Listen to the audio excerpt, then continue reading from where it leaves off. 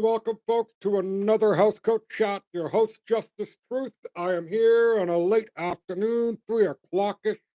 Oh, you know what time? No, quarter after three. And I'm still nursing a coffee from this morning.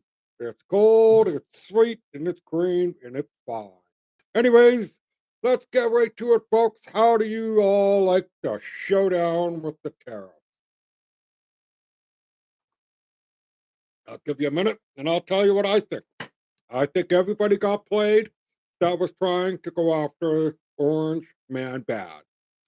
Simple reason I say that is because of the language prior to the date that they said that they would install tariff if Canada doesn't respond in kind, like Mexico did, like a few other countries, Colombia and a couple others. They catapulted, or they copulated, at such they folded.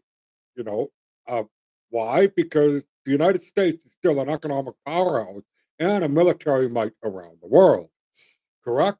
And if you were to listen to what our politicians have been saying, and I really want to get to this one, is the press secretary for the the press secretary for the United States government, the new lady. I don't recall her name up at the moment, but the fact that she stated a couple of days ago that Trudeau better call Trump before he decides to do anything regarding the tariffs. What did we find out just recently? That Trump hasn't basically spoken to Trudeau since the inauguration, or the infamous Mar-a-Lago thing that Justin went down there to pay a visit and he couldn't even spend time in Mar-a-Lago hotel. It tells you something, folks. It really, really does. And everything that the states has been saying has been simple. Contact us about the tariffs and we will help you along. Our government, in all its responses, we must be Team Canada. We'll put Rachel Notley. We'll include Angie Dickinson from the Dragon's Den, right? And we will have this wonderful team at our expense, folks, the taxpayers, correct? We are paying for that. And they go, oh, we're going to do this, we're going to do that, we're going to retaliate, we're going to do all sorts of things.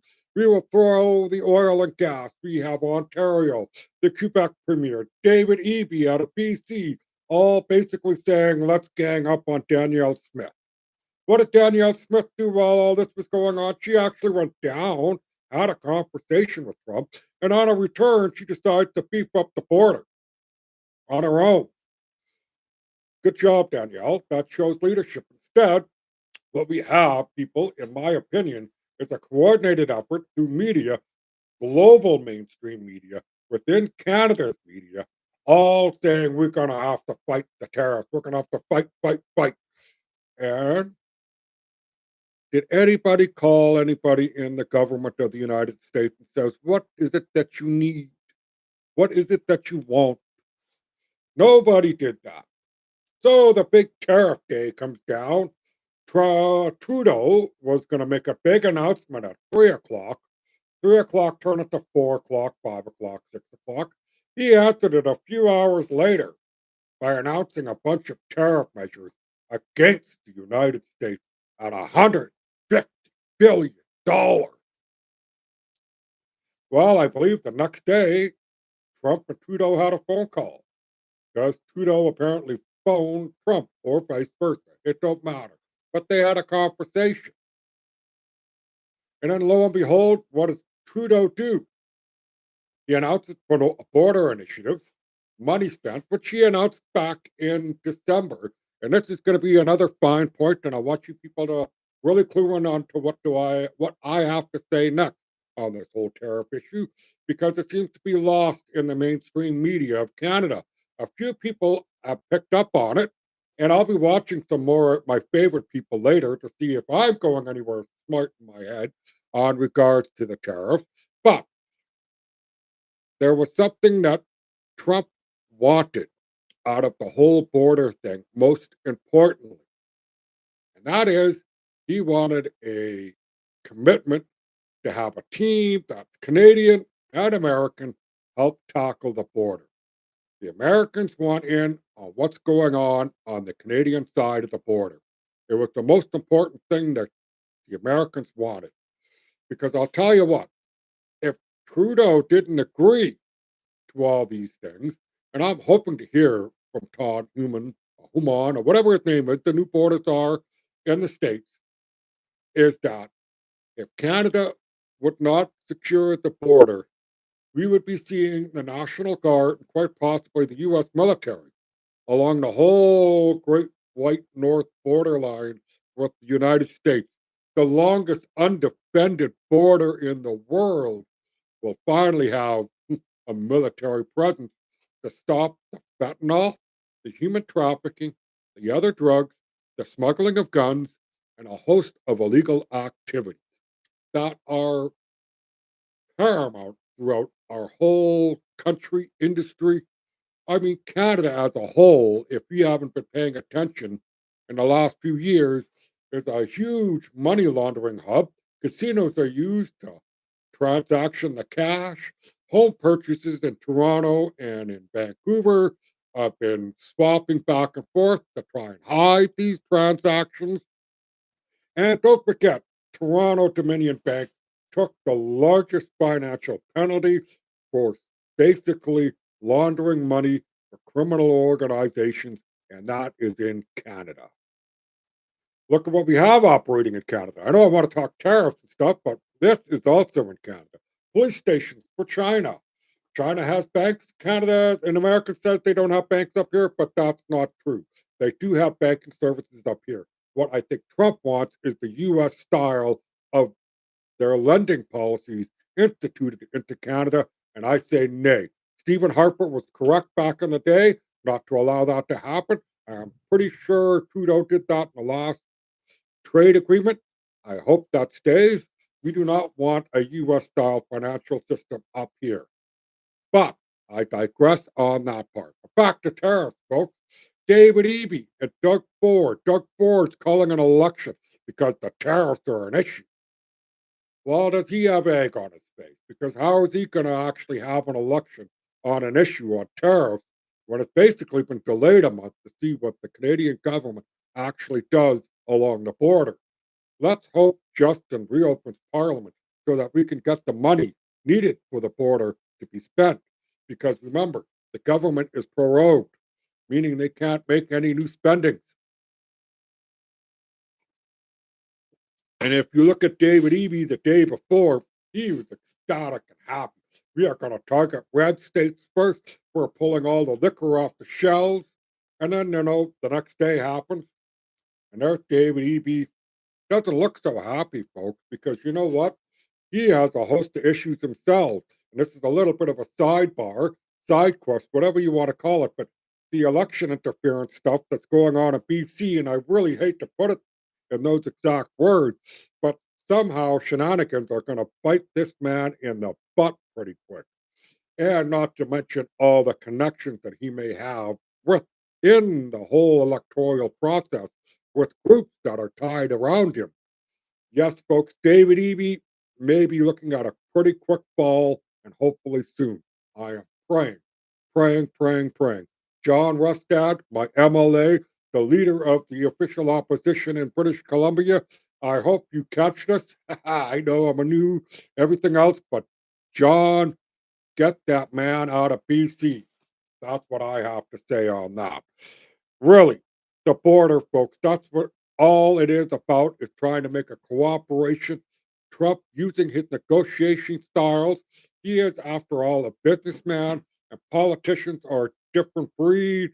So, there's that clash, right? A smart businessman, he is smart at business, folks. There's no other way to put it. He cannot be at that level of wealth without having some savvy, some intuition, some even luck. Don't care that his father gave him $1 million. Look at Trudeau. He's an absolute failure, if you ask me, in my opinion. There's not much good that he's done. I could say legalized weed for government revenue. That's about it. Honestly, I'm on the disability thing, and he was supposed to improve that. But because of the shenanigans of the current government, It ain't going nowhere. Right, folks? It's just not going anywhere. And what about the other thing that is going on, folks? And remember, the most important thing about this whole tariff and negotiation of the U.S. or, yes, the free trade agreement is that the Americans wanted to have eyes and ears within the Canadian government to help crush these drug cartels, human smugglers, the scums of the earth type people. Let's remember that. It's not really about tariffs and everything else. It's about people and humanity and lives, and it needs to end because it's only getting worse and worse and worse. Just look at the recent drug bust. Yes, 44 pounds of fentanyl, according to Nenshi, that's not a lot. But from my calculations, from what I've read and heard, that's over 90 something million doses. Three times, or whatever you want to say, almost of the population of Canada, and it could kill everybody. Yes, that's simple. Now, folks, Mark Carney. What is up with Mark Carney, folks? Let me tell you something that I've been noticing, and this is really simple. They are selecting Mark Carney.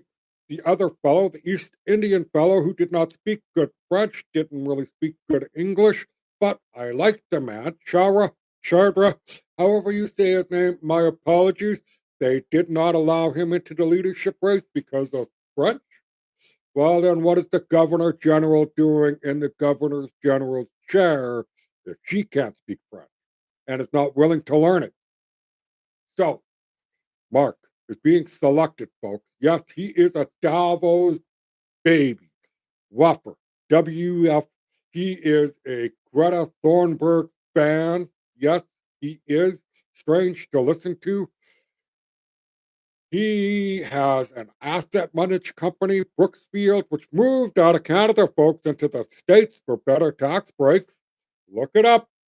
Yes, folks, Mark Carney is being selected. He is doing a global mainstream media tour within the United States. I say global because let's see him on BBC soon, Sky News out of Australia, and a host of other things. And listen to the announcers try and treat him as the next leader of the country. He hasn't even won the Liberal leadership race yet. That's March 9th, I believe, and he will be selected. The new lady, the darling on the left, Ruby, I hope you have a chance, but this man is being selected.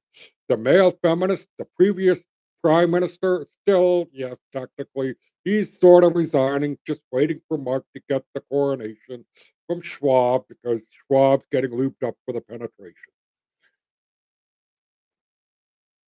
Sorry for the choice of words, but I'm kind of tired of having people that are in ivory towers telling me as a taxpayer and a voter who my next leader is. That's what the whole proroguing of the government basically is. We must pause the governance because I, Justin Trudeau, can't run this country properly. So I must listen to my elders, as in Klaus, and he made me say I should resign so that we can select Mark Carney as the next Liberal leader and Prime Minister unelect who will implement many changes into Canada. Yes, Canada, if we do not pay attention and if we are not holding our MPs to the fire with their feet, you are going to lose this country and me if we don't keep the pressure up. That's right, folks. We need to keep the pressure up. Todd Doherty is my MLA. Pierre Poilievre is his boss. And guess what? Todd, I need you to talk to PP. I need you guys to get together and we got to figure a way out and to get Parliament reopened so we don't have this happen. I can honestly say that in my gut and in my heart, I think that this country is going to have a selected leader, not an elected leader, that's going to run this country to the ground. If you remember what Liz Truss said, the former UK Prime Minister, about Mark Carney, careful what you wish for. Mark Carney may be shorter in stature than Justin Trudeau, literally, figuratively, and physically, but he is more of a monster than Justin Trudeau will ever be. because I think one thing that is lost on some people is that Justin still technically kind of has a heart. We may not see it on the right side of the equation on the political spectrum, but the fact of the matter is he still does have a heart. And I'm being kind here. And you have to really think about that. If you see his emotional responses where he almost breaks character and has his innermost thoughts shine through, that's what I mean by Trudeau almost having a heart. Now, he's still a rougher, he's still a liberal, and I still don't like his policies, but Mark Carney is going to be worse. Mark my words. Please, liberal supporters, if you are voting, select anybody but Mark. Even Karina Gould, please, anybody but Mark. We know Freeland isn't going to get it. We know the other person's not going to get it, but we can't have Mark at the helm. And with that, folks, positive vibes to all of you. Notice the scone is lit. I never mentioned anything until near the end. That scone is for everybody and everybody who's lost a loved one, whatever circumstances you have with the loved one that you lost. I light it every time I'm on the show as a reminder of the people I lost in my life and to the people I respect out there fighting for their loved ones, whether they're vaccine injured, mothers against drunk driving, you name it, whatever it is, even if it's just your grandpa and you miss him today. That scone is lit for you. And also, people, go visit an SPCA. Go once. If you've never been there, you don't have to adopt, but maybe one will find you, and I hope you find it in your heart to bring them home. Take care, enjoy your day, and let's make this country better, folks. Thank you.